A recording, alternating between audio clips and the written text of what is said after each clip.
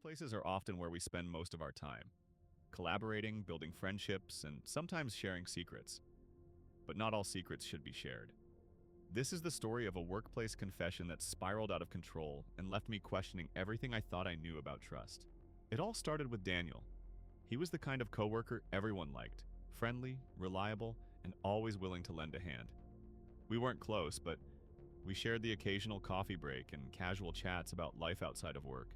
One Friday afternoon, as the office was winding down, Daniel pulled me aside. He looked nervous, like he needed to get something off his chest. And then he said it.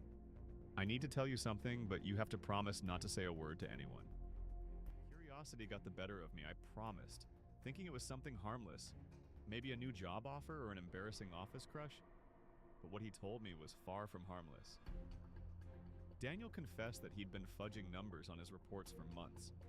At first, it was just small mistakes to cover up a missed deadline or an overlooked task.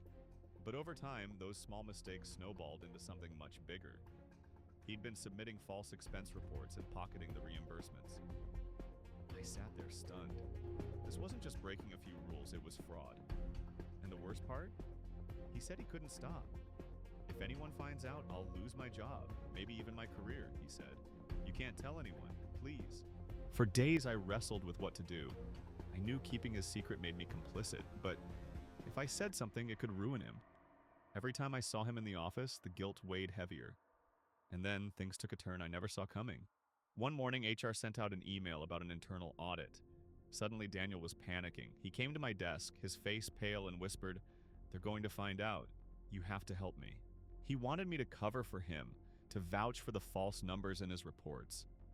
I couldn't believe what he was asking. I told him no. I couldn't risk my own job for his mistakes. That's when things got ugly. Daniel started spreading rumors about me. He told people I was the one under audit, that I was trying to pin my mistakes on him. Colleagues I'd worked with for years began treating me differently, side glances, whispered conversations, even outright avoidance. I was furious. I'd kept his secret even though I knew it was wrong, and this was how he repaid me? But it didn't end there. The audit uncovered everything: his falsified reports, the stolen money, and his attempts to frame me. Daniel was fired on the spot. HR called me in to explain what had happened, and I told them everything. They believed me, but the damage to my reputation had already been done. Trust in the workplace is fragile, and once it's broken, it's hard to rebuild. To this day, I think about that conversation in the break room. If I'd reported him sooner, could I have avoided the chaos that followed? Or would things have turned out even worse? Workplaces are built on trust, but secrets have a way of unraveling even the strongest bonds. Have you ever faced a situation like this? Share your story, anonymously if you prefer, in the comments below.